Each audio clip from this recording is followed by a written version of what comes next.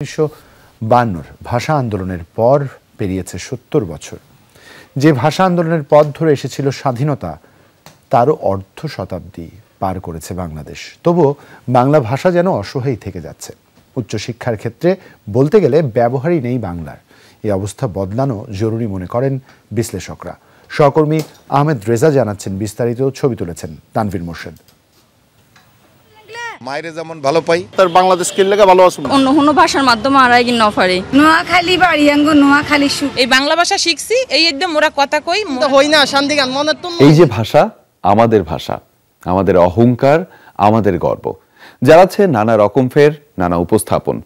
যে যেভাবেই বলি না কেন, যতটা আঞ্চলিকভাবেই এর উপস্থাপন করি না কেন, এখানেই আছে মায়ের বল। তাই তো আমাদের জিজ্ঞাসা ছিল, কেন বাংলা ভাষাকে ভালোবাসে মানুষ?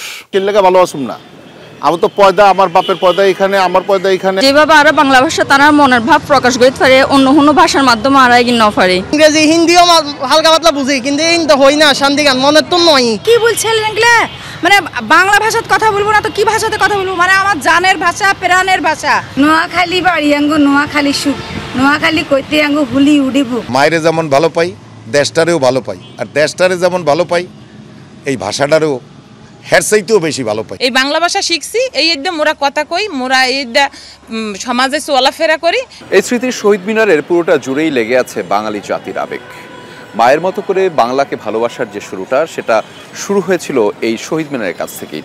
আর তাই তো বাংলা ভাষা অর্জনের এত বছর পরে এসেও জিজ্ঞাসা, কেমন আছে আমাদের বাংলা ভাষা, কেমন আছে আমার মায়ের ভাষা? বিদেশি ভাষায় সংমিশ্রণে কিংবা তার উচ্চারণে বাংলা বলতে স্বাচ্ছন্দ্য বোধ করি, এবং অনেক ক্ষেত্রে সেটাকে আভিজাত্যের লক্ষণ হিসেবে দেখি। কিন্তু আমি মনে করি সেটা আসলে আভিজাত্যের লক্ষণ নয়, সেটা আমাদের মানসিক দাসত্বের লক্ষণ।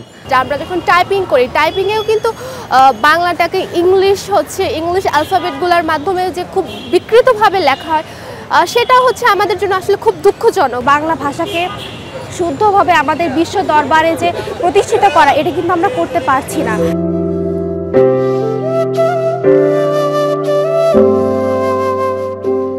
শিক্ষাক্ষেত্রে বাংলা ভাষার ব্যবহারে আছে হেলাফেলা। উচ্চশিক্ষায় যেখানে বিভিন্ন দেশ তাদের নিজস্ব ভাষাকে প্রাধান্য দেয়, সেখানে বাংলা থাকে অবহেলিত। ঢাকা বিশ্ববিদ্যালয়ের অধ্যাপক মোহাম্মদ আজম বলছিলেন, বিষয়টি এখনই নীতি নির্ধারণী পর্যায়ে তদারকি দরকার। পৃথিবীর সমস্ত দেশে, উন্নত দেশে সমস্ত কাজকর্ম, পড়াশোনা, গবেষণা এগুলো হয় নিজের ভাষায়, ফার্স্ট ল্যাঙ্গুয়েজ। বাংলাদেশের ভাষা সম্পর্কে একটাই করণীয়, আর কিচ্ছু না। প্রত্যেকের নীতি নির্ধারক হোক, উদ্বিগ্ন লোকজন হোক, একটা ব্যাপারে শুধু খেয়াল রাখা দরকার, সেটা হলো আমাদের শিক্ষার, সমস্ত শিক্ষার মাধ্যমটা যেন আমরা বাংলা করতে পারি, সেটা পরিকল্পনায় রাখা সামনে যতদিন সম্ভব।